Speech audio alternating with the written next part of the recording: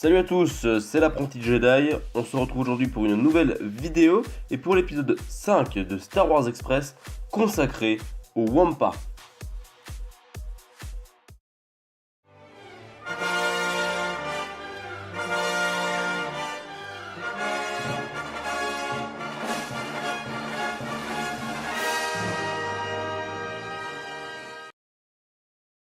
Alors tout d'abord, je tiens à préciser que pour cette vidéo, je me suis grandement inspiré d'un article sur le Wampa dans l'encyclopédie de Star Wars Universe. Donc je les remercie.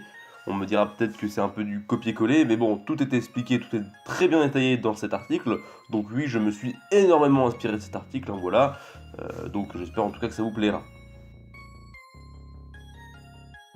Alors les Wampas ce sont des créatures primaires et carnivores qui habitent le monde glacé de Hoth. Ils sont grands et ils peuvent atteindre la taille moyenne de 3 mètres de haut. Donc on sait qu'ils sont armés de crocs et de griffes acérées au bout de leurs longs bras puissants comme on peut le voir dans l'Empire contre-attaque. Il faut savoir que passé l'âge de l'adolescence, des cornes pointues leur poussent de chaque côté du crâne et continuent de grandir durant le reste de leur vie. Et bon, comme on le sait tous, l'ensemble de leur corps est recouvert d'une fourrure blanche à poils longs. Et il faut savoir que les Wampas ont été classés comme étant des reptomammifères, c'est-à-dire en fait un animal qui combine des caractéristiques reptiliennes et mammifères. Maintenant, je vais vous parler des Wampas en différents points, différentes catégories. Premièrement, on va parler de la chasse. Donc les Wampas sont de très bons chasseurs, grâce à leur odorat qui est très développé, et grâce à leur fourrure blanche qui leur permet de se camoufler dans le décor blanc de leur planète.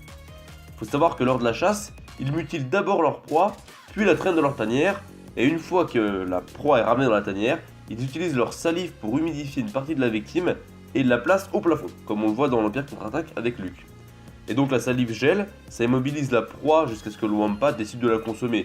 Mais bon, l'attente n'est généralement pas très longue parce que les Wampas préfèrent la viande fraîche et les proies vivantes.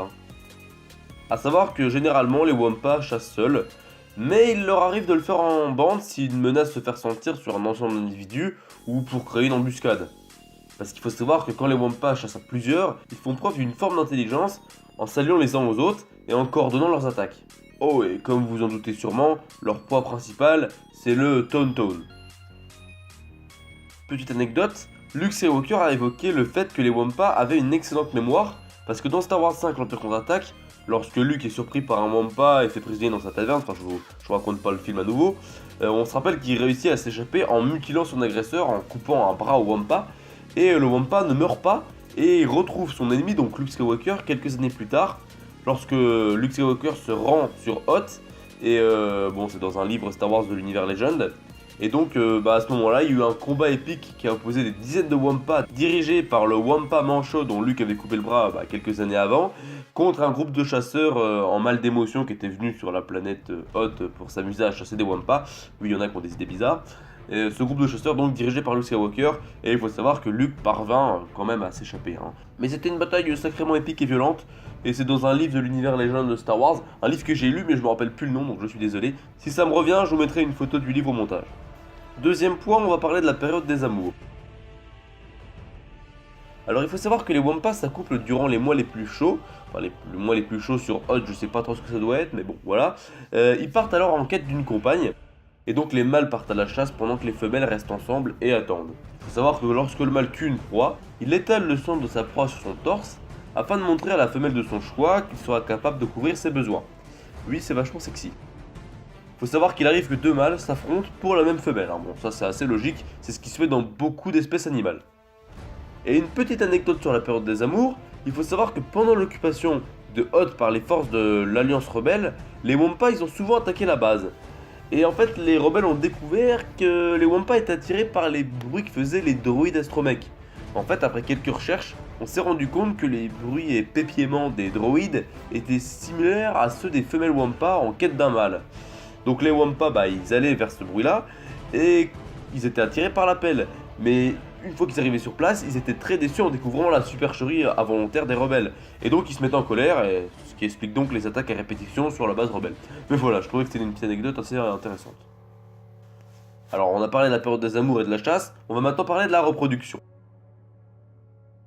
Donc il faut savoir que la reproduction des Wampas est comparable à celle des marsupiaux. Alors j'ai recherché, les marsupiaux c'est une lignée de mammifères regroupant des animaux d'une très grande diversité. Ça va du kangourou à l'opossum de Virginie ou au diable de Tasmanie. Et donc il faut savoir que comme les marsupiaux, quand un bébé wampa naît, il est largement sous-développé et ne fait que quelques centimètres de long. Il faut savoir que chez les marsupiaux, quand il y a un bébé qui naît, c'est une petite larve toute faible, voilà, qui fait que quelques centimètres de long. Et elle est très différente, cette petite larve, de ce que va être l'espèce quand elle est adulte. Donc voilà. Ah, j'ai quand même fait quelques recherches, hein. J'ai voulu me documenter un maximum. Et donc, faut savoir que quand ce bébé wampa naît, il est placé dans la poche ventrale de sa mère, où il se développe durant environ 3 mois. Lorsqu'il quitte la poche, il a déjà quelques dents, de petites griffes, et il a la conviction d'être invulnérable. Oui, hein, les wampas, ils ont une certaine mentalité. Et donc, dès qu'il a quitté sa poche, les parents lui apprennent la chasse, ou encore à survivre dans le froid. On va maintenant parler de la mort. Il faut savoir que les scientifiques ont découvert que les wampas pleuraient leur mort avec beaucoup d'intensité. Par exemple, si un wampa est tué, les autres wampas vont se déchaîner dans une rage dirigée contre l'assassin. Mais si par exemple un wampa meurt d'une cause naturelle, les autres wampas ils vont taper dans tout ce qu'ils trouvent autour d'eux. Et il faut d'ailleurs savoir qu'il est arrivé dans ces accès de colère qu'un wampa déclenche une avalanche dans une montagne ou un éboulement dans une grotte, faisant encore plus de morts. Ouais, c'est ballot. Bon, les wampas ils sont pas non plus extrêmement intelligents, hein. Ça reste quand même de gros animaux qui pensent surtout à manger, chasser et tuer. Donc bon, voilà. Et après avoir exprimé sa colère et expulsé son trop-plein d'énergie, les wampas enterrent le mort et ils surveillent la zone où ils ont enterré le mort pendant plusieurs jours afin de s'assurer qu'il ne sera pas mangé par un autre prédateur, et ça je trouve que c'est beau. Et dernier point, on va parler des sous-espèces de wampas parce que oui, il existe des sous-espèces de wampas qui ont été trouvées dans d'autres mondes. Alors on sait que c'est clairement des sous-espèces de wampas, mais ce qu'on sait pas c'est comment ils ont réussi à se déplacer sur d'autres planètes. Ça, on sait pas. Peut-être en montant dans des vaisseaux de personnes qui étaient venues sur Hoth, voilà, ils sont infiltrés dans des vaisseaux, puis après, ils ont tué l'équipage ou ils l'ont pas forcément tué, puis ils sont arrivés sur une planète comme ça. C'est possible. Bon, après, ça, c'est une de mes théories, je sais pas du tout si c'est vrai. Mais en tout cas, il y a d'autres espèces. Par exemple, il y a une des sous-espèces qui est la plus connue, c'est le wampa des marais de la planète Dromunkas. Donc, ils sont quasiment identiques aux wampas de Hoth, mais ils n'ont pas la même couleur. Leur couleur c'est marron foncé, ce qui leur permet de se camoufler dans leur habitat. Donc voilà, ça leur permet de se camoufler dans les marais vu qu'ils sont marron foncé, un peu comme les wampas de Hoth qui ont une fourrure blanche qui leur permet de survivre au froid et de se camoufler sur la planète Hoth qui est toute blanche vu que c'est une planète glacée. Il y a une autre sous-espèce qui est originaire de la planète Gale. Donc c'est une espèce qui a la fourrure grise ou marron clair. Elle a la particularité d'avoir de grandes griffes capables de creuser des grottes dans la pierre, un peu comme les wampas de Hoth qui eux creusent des grottes dans la glace en fait, hein. Et ces griffes leur permettent également d'escalader facilement les parois rocheuses de leur environnement. Donc un peu comme des araignées, enfin, sauf que les araignées elles n'ont pas des griffes, hein. C'est grâce à leurs pattes qui leur permet de coller sur les parois. Là les griffes des wampas ça leur permet d'escalader les parois rocheuses en enfonçant leurs griffes dans la pierre tout simplement. Et maintenant pour finir cet épisode de Star Wars Express, on va faire comme à chaque épisode, vous donner quelques petites anecdotes sur les wampas. Déjà, il faut savoir que le wampa dans Star Wars, le wampa qu'on voit sur la planète Hoth, a été interprété par Death Webb et Breckin Meyer. Je n'ai pas trouvé d'informations sur ces deux personnes. Je n'ai trouvé aucune information, j'ai cherché, je n'ai même pas trouvé leur Wikipédia, donc je n'ai pas trouvé plus d'informations que ça, mais il faut savoir que le wampa a été joué par deux personnes, Death Webb et Breckin Meyer. Il faut également savoir, mais ça je pense que c'est une anecdote que vous connaissez parce qu'elle est extrêmement connue, que la scène de l'attaque avec le wampa, avec la défiguration de Luke, a été intégrée dans le scénario à cause d'un accident de voiture qu'a eu Mark Hamill, donc l'interprète de Luke Skywalker. Donc Mark Hamill a eu un accident de voiture après un nouvel espoir, un accident de voiture assez grave, et donc il lui est resté des cicatrices sur le visage. Et donc pour expliquer ça dans le scénario, Lucas a donc blessé volontairement Luke au début du film, quand le wampa attaque Luke tout simplement, ce qui explique pourquoi Luke a un visage différent dans ce film Star Wars 5 l'Empire contre-attaque que dans le film Star Wars 4 Un Nouvel Espoir. Et dernière anecdote que j'ai trouvée qui est assez intéressante, je vous mettrai des screenshots. Mark Hamill se dit encore horrifié par la scène du wampa dans Star Wars l'Empire contre-attaque. En fait, il faut savoir que plusieurs années après, Mark Hamill a révélé sur Twitter qu'il était encore horrifié par la scène de l'épisode 5 de Star Wars l'Empire contre-attaque où Luke Skywalker coupe brutalement le bras d'un wampa. Parce qu'en fait, ce souvenir il est remonté à la surface quand un fan a tweeté à l'acteur un gâteau en forme de bras de wampa. Je vous mettrai des screenshots en fond.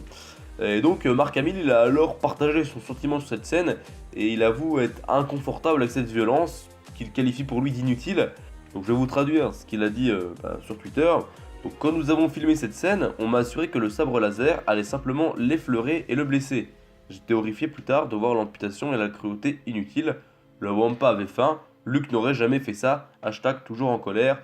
Parce qu'en fait, il se trouve que cette partie de l'histoire, le moment où Luke coupe le bras du Wampa, elle se trouve pas dans le livre, dans le scénario original de l'Empire contre-attaque. Où en fait Luke il utilise la force pour effrayer le Wampa et non lui faire mal. Et donc Mark Hamill c'est un protecteur des animaux, hein, voilà, même les animaux fictifs. Et donc il a dit qu'il est toujours traumatisé par cette scène, même des années après, donc voilà. D'ailleurs certains tweetos pensaient que l'acteur était sarcastique, mais il a assuré plus tard qu'il était sérieux, comme vous le verrez avec le deuxième screen que je vais vous mettre à l'écran. Donc voilà, je trouvais que cette anecdote-là était assez sympa. Voilà, cet épisode 5 de Star Wars Express est maintenant terminé, j'espère qu'il vous aura plu. Merci en tout cas à l'article superbement réalisé sur Star Wars Universe qui m'a grandement aidé. Voilà, j'espère que cette vidéo vous aura plu, n'hésitez pas à lâcher un petit like, à vous abonner, à commenter, à partager, etc. Hein, voilà, je vais pas répéter ça à chaque fois. Et puis moi je vous dis à la prochaine pour une prochaine vidéo tout simplement. Allez, portez-vous bien et que la force est avec vous, jeune Padawan.